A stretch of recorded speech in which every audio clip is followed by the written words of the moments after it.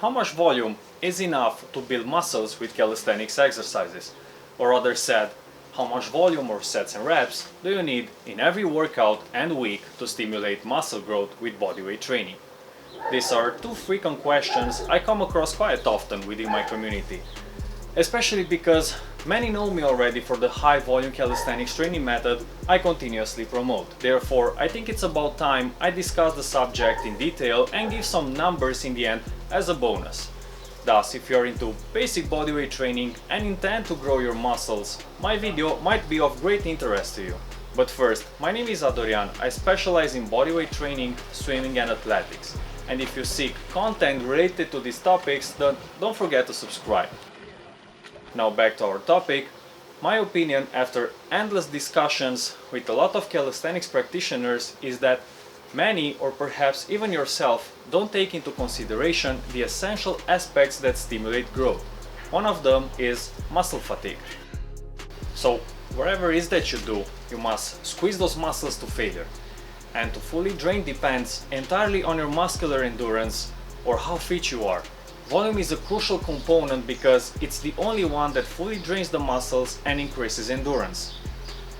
After all, how many reps and sets can you do of archer pull-ups, handstand push-ups and any other exercise that currently feels extremely difficult? I'm not saying you shouldn't do them, as every compound exercise that contracts hard and recruits the whole muscles to a high degree will fit great into your muscle building workout. It is just that those hard exercises and the low volume can't adequately train them entirely because of the high tension they generate. Therefore, also include in your workout, and I'm not saying that you should do it every time, but you need more accessible compound exercises too. Use variations that still recruit the same muscle groups, but that allows you to endure a lot more workload to drain them fully. I have a few workouts examples right here on my channel. So in other words, you need to push yourself a little even if you do hard exercises only. The amount of sets and reps depends on how much you want to train a particular grip or muscle group. Maybe you want to work your wide pull-ups because you like how they hit your muscles. If that is what interests you more than other variations, then do as many sets and reps possible using that grip. Many of you ask me how many variations you need to hit the pulling or pushing muscles. Well, I have workouts where I do 10 sets of 10 wide pull-ups and other workouts where I do the same volume but divided in more variations. Which one is best? All of them, because it's not about a single workout routine. It's the repetitive cycle that stimulates growth. You hit the muscles hard and as soon as they recover from soreness, hit them again with the same routine or utilize other training methods based on the same compound exercises.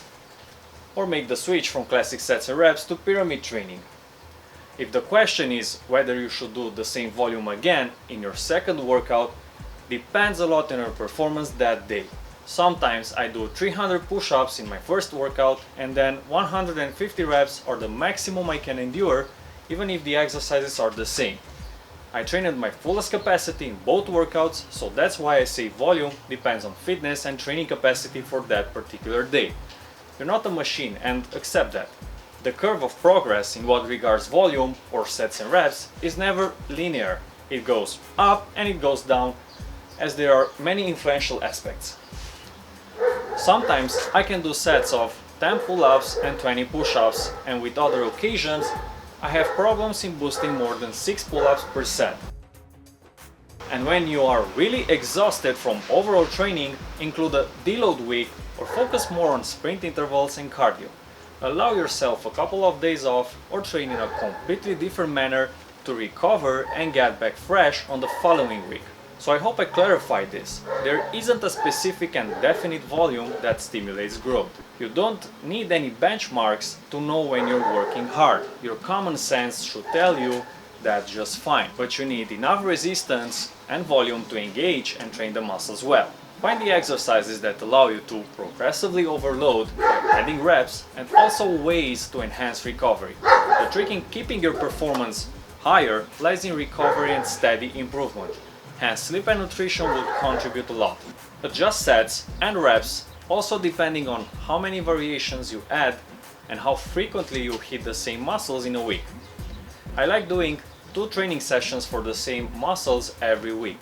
I discovered it works very effectively for growth. One workout can be extremely demanding while the other can be more focused on form, execution, mastering new variations rather than wrapping out enormous volume. But you can also try to max out again. You have to increase your overall performance, strength and endurance. That's the moment when muscles start to respond more rapidly to training. To make things even better, I can offer you as a bonus some numbers that you can utilize as a reference in your training. So yes, there is a general interval of reps and sets accepted and known to stimulate hypertrophy. Remember that reps are at regular speed, pretty fast on the concentric portion and a little slower on the negative part. The pause from set to set is between 60 seconds and 90 seconds. So we have over 6 reps per set to pull-ups in general. Some variations require no more than 3-4 reps like weighted pull-ups, while others like body rows need around 10 per set. A large volume of over 70 reps per workout can stimulate growth. For beginners, it might work with 50 reps. I usually plan on doing between 100 and 150 reps per session.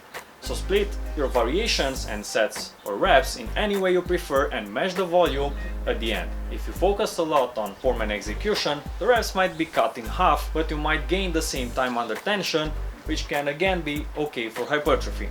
Then over 250 push-ups should be a reasonable volume. Split the sets in reps of over 15 and 20. Push-ups feel a lot easier than pull-ups, so you have to do perhaps at least twice as much. I had sessions with over 400 reps that hit my pushing muscles really awesome. It depends on the exercises you use. Adding one-arm push-ups and handstand push-ups, for instance, will reduce the reps tremendously. But even so, do sets of 4-5 and a maximum amount of reps. Then include moderate and light variations too. Dips are pretty much challenging. I like doing 4-5 sets of over 15 reps.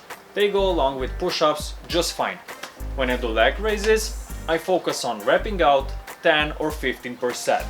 Abs recover quickly and you can do over 100 reps in a single session without taking too much time. Then we have squats. They are easy and I always do over 300-400 reps in a single session in sets of 40 and 50 reps. Then you have harder variations like pistols or Bulgarian splits where you can do sets of over 6 reps and lighter like walking lunges with reps of over 50. So this is more or less the reference. I suggest you find a volume in a workout that fries your muscles and continue work with that. Nothing is fixed and we are all different from an individual to another, so find the sweet spot. But definitely a training program based exclusively on low volume, I don't think it will provide impressive long-term results. On the other hand, I don't say you should always push yourself to the extreme and get injured. It's the sweet spot between pushing hard and enough or over the limit that increases the risks.